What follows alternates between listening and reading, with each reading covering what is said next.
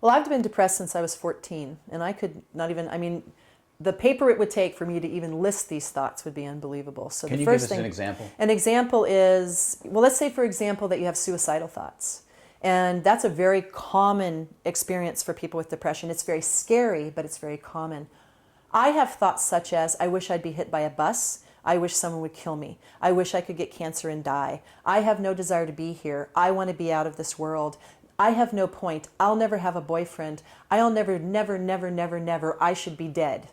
And I had those for 15 years before I really got the correct treatment, before I started helping myself.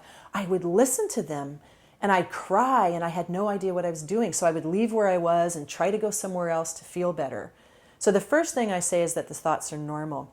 But most of the thoughts you get from depression come from this incredible feeling of helplessness and hopelessness.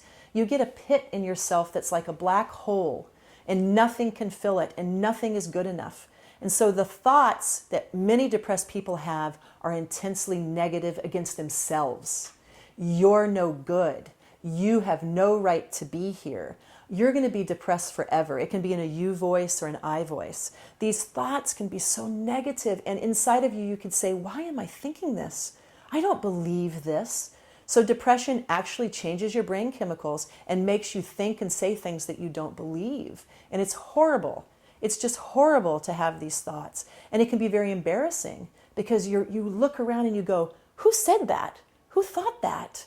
Because these thoughts come out of nowhere. So what I tell people is these horrible thoughts that we have, which can literally churn in our minds for weeks and days and months and years, those are a part of depression. And the way to deal with the thoughts is to recognize them and go, I'm depressed. Those are depression thoughts. They're saying terrible things about me, but I don't believe that.